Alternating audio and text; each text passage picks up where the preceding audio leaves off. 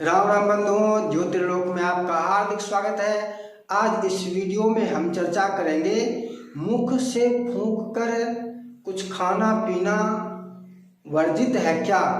बहुत बार बहुधा ऐसा होता है, अधिकतर लोग ऐसे करते हुए पाए जाते हैं। जैसे चाय पी रहे हैं, चाय गर्म है तो फूंक फूंक कर पिएंगे, या कुछ भी गर्म दूध पानी पी रहे हैं तो उसको फूंक फूंक कर पिएंगे।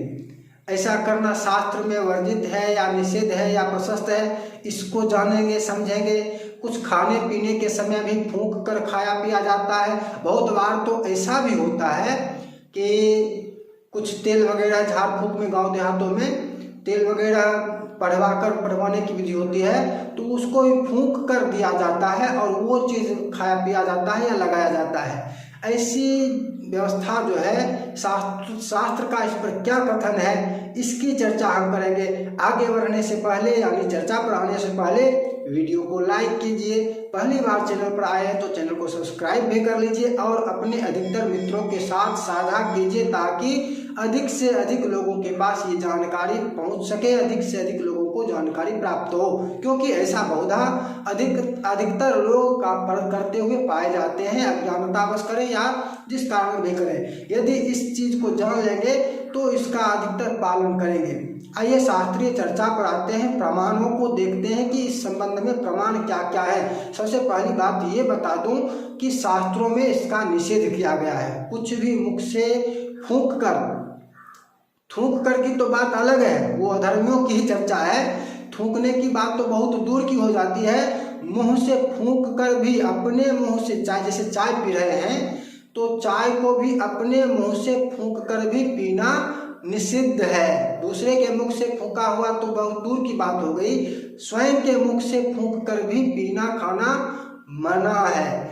कोई भी चीज खा रहे हैं, गर्म है तो फूंक कर उसको ठंडा करके खाएंगे, स्वयं के मुख से भी मना है। शास्त्रों ने इसका निषेध किया है और इसमें प्रायश्चित भी लगता है, इसके लिए प्रायश्चित भी बताया गया है। इस तरह से दूसरों के मुख से फूंका हुआ, इसकी बात तो ये तो बहुत दूर की बात हो जाती है कि किसी और ने फूंका हो तो उसको खाया पिया जाए, ग्रहण किया जाए। थूकने वाले की तो बात ये अलग है, थूका हुआ तो कभी नहीं खाना चाहिए। वैसे शहरी लोगों के लिए क्या कहा जाए, उनको तो थूका हुआ भी बहुत अच्छा लगता है, वो लोग इस पर विचार नहीं करते। थूका हुआ भगवान को भी चढ़ाते रहते हैं। किस दुकान से खरीदा जाए इसका भी ध्यान नहीं करते कि भगवान को क्या चढ़ाना चाहिए, अपने स्वयं के लिए क्या खाना पीना है, इसका तो कोई विचार ही नहीं करते। लेकिन जहाँ पर विचार करते हैं, जिनको जानकारी चाहिए, उनके लिए प्रमाण हम शास्त्रों से लेकर आए हैं और सभी शास्त्रीय प्रमाण आपको हम अभी यहाँ पर उपलब्ध करेंगे। यदि आप इन प्रमाणों को लिखना चाहें तो वीडियो को पुश करके रोक कर आप इसको लिख सकते हैं, या दोबारा से फिर से वीडियो देखकर भी आप इसको लिख सकते हैं, नोट कर सकते हैं। क्योंकि ये सब प्रमाण आपको यत्र तत्र दिखने को नहीं मिलेंगे, ऐसे प्रमाण आपको बार बार नहीं दिखने को मिलेंगे। इसलिए आप इस प्रमाणों को यदि वीडियो देख रहे हैं तो नोट कर लीजिए, अपने जहाँ कहीं भी डायरी वगैरह में नोट करते हैं वहाँ पर नोट कर लीजिए, ताकि भविष्य में आपको काम आ सके। आइए प्रमाणों को देखते हैं, शास्त्रों में क्या क्या प्रमाण है, किन किन ऋषियों का मुनियों का प्रमाण है, वचन है, उसको समझते हैं। सबसे पहला प्रमाण अत्रि मुनि का है। आसनारूढ़ पादो वा वस्त्रार्ध प्रावृतोऽपि वा मुखेन धमितं भुक्त्वा कृच्छ्रं च संतपनं चरेत। यहाँ पर अत्रि मुनि का कथन है कि आसनारूढ़ पादो वा, आसन पर दोनों पैर रखकर आसनारूढ़ होकर, अथवा वस्त्रार्ध में यानी आधे वस्त्र में, अर्थात एक वस्त्र में, द्वितीय वस्त्र का अभाव होने पर वस्त्रार्ध हो गया, अथवा प्रावृतो विवाह, द्वितीय वस्त्र है लेकिन उसको सिर में लपेट लेंगे, सिर पर रख लेंगे या रुमाल मस्तक पर रख लेंगे, इसका भी निषेध है। और मुखेन धमितं भुक्त्वा, मुख से फूंक कर यदि खाया पिया जाए, भुक्त्वा मतलब भोजन होता है, लेकिन यहाँ पर पीत्वा भी इसका अर्थ आ जाएगा, खाना पीना दोनों अर्थ इसमें लिया जाएगा। कृच्छ्रं संतपनम चरेत, कृच्छ करे संतपनम करे, ये दोनों प्रायश्चित हैं। ये अत्रि मुनि का कथन है। इसी को थोड़ा सा बदलकर दूसरे कथन पर आते हैं, दूसरा प्रमाण देखते हैं। मुखेन धमितं भुक्त्वा व्रतं चांद्रायणं चरेत, ये शंख मुनि का कथन है कि यदि मुख से फूका हुआ खाया पिया जाए, खा लिया जाए, पी लिया जाए तो चांद्रायन व्रत करना चाहिए। ये भी एक प्रायश्चित है, 1 महीने का होता है। ये शंख मुनि का वचन है। पुनः और प्रमाण देखते हैं। आसने पादमारूढ़ो वस्त्रस्यार्धमदः कृतं मुखेन धमितं भुङ्क्ते द्विदश्चान्द्रायणं चरेत्। ये बृहद यम स्मृति का वचन है। इसमें यम की उक्ति है कि यदि ऐसा करते हैं तो चांद्रायन व्रत करना चाहिए। पुनः देखते हैं और प्रमाण। आसने पादमारोप्य यो भुङ्क्ते ब्राह्मणः क्वचित् मुखेन धमितं चान्नं तुल्यं गोमांस भक्षणे। ये वचन अत्रि मुनि का फिर से है और यहाँ पर कहा जा रहा है कि यदि इन विधियों के अनुसार भोजन करते हैं तो वह अन्न, जैसे आसन पर पैर रखकर या एक वस्त्र में या प्रावृत्त करके या कमर में द्वितीय वस्त्र को बांधकर, तो वो अन्न जो होता है वो गोमांस के समान हो जाता है। ऐसा अत्रि मुनि का वचन है। अब समझिए कितना प्रायश्चित लगता है। वो अन्न गोमांस के तुल्य हो जाता है। और यहाँ पर भुक्त्वा का अर्थ पुनः एक बार बता दूं, पीत्वा भी ले ग्रहण करना होगा, ग्रहण किया जाएगा कि खाने के साथ साथ पीना भी उसी के समान हो जाएगा, वैसा ही प्रभाव उत्पन्न करेगा। यानी चाय पीते समय में भी फूंकना मना है।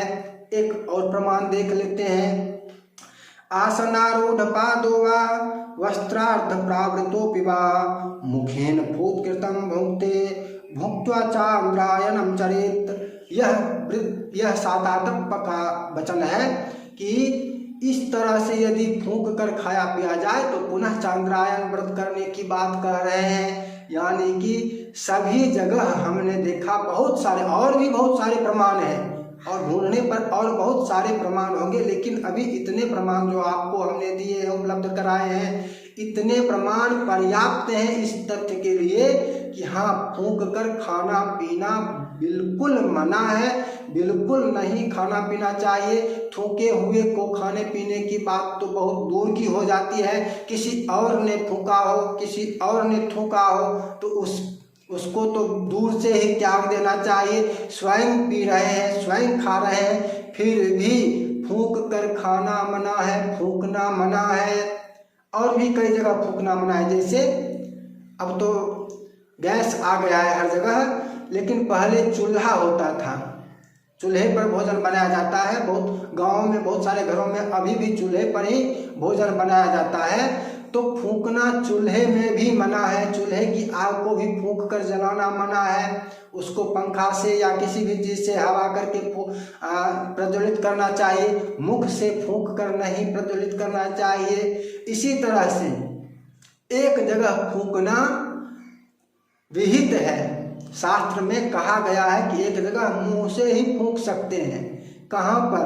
हवन की अग्नि जो होती है उसको यदि प्रज्वलित करना हो तो उसको मुंह से ही फूंका जाना चाहिए। हाँ, उसमें एक चीज़ है कि एक नली बना लेनी चाहिए, बांस की लकड़ी की छेद करके या किसी धातु की एक नली बना लेनी चाहिए। जैसे स्वर्णकार का होता है, सुनार के यहाँ फूकनी, उससे फूकना चाहिए। लेकिन एक ही अग्नि है, एक ही जगह है जहाँ पर फूकना मतलब विहित है।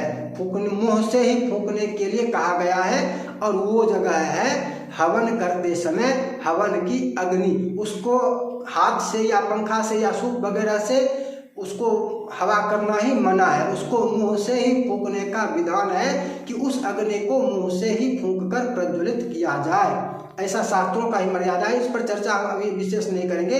अभी हमारी चर्चा थी फूकना मना है। कुछ भी खा रहे हैं, पी रहे हैं तो उस समय फूकना मना है। चाय पी रहे हैं तो फूकना मना है, फूक फूक कर पीना मना है। गर्म दूध पी रहे हैं तो फूक फूक कर पीना मना है। कुछ गर्म खाना खा रहे हैं तो फूक फूक कर खाना मना है। और कहीं किसी झाड़ फूक की चर्चा में आ रहे हैं तेल लेके, तो वो फूकवा कर, बहुत सारे झाड़ फूक करने वाले भी करते हैं कि तेल को फूक फूक कर मंत्र मारते हैं, ये भी मना है। इसका ही विधान थोड़ा सा संक्षेप में समझ लेते हैं। मंत्र की शक्ति फूकने से नहीं होती। फूकने से उसमें दोष आ गया, वो दूषित हो गया। मंत्र की शक्ति हाथ में लेकर या नहीं भी लिया जाए, केवल दृष्टि से काम कार्य करती है। केवल देखकर पढ़ लिया जाए तो उतने भी मंत्र की शक्ति उसमें समाहित हो जाती है, वह कर्म कर वह उपयोगी हो जाता है, मंत्र का प्रभाव वहाँ पर आ जाता है। फूंकने की आवश्यकता नहीं होती है, उसको कुश से स्पर्श करके भी अभिमंत्रित किया जा सकता है, हाथ से भी अभिमंत्रित किया जा सकता है या दृष्टि से भी अभिमंत्रित किया जा सकता है, लेकिन फूंकना मना है। इस चीज को बिल्कुल गांठ बांध लेना चाहिए कि फूंकना मना है।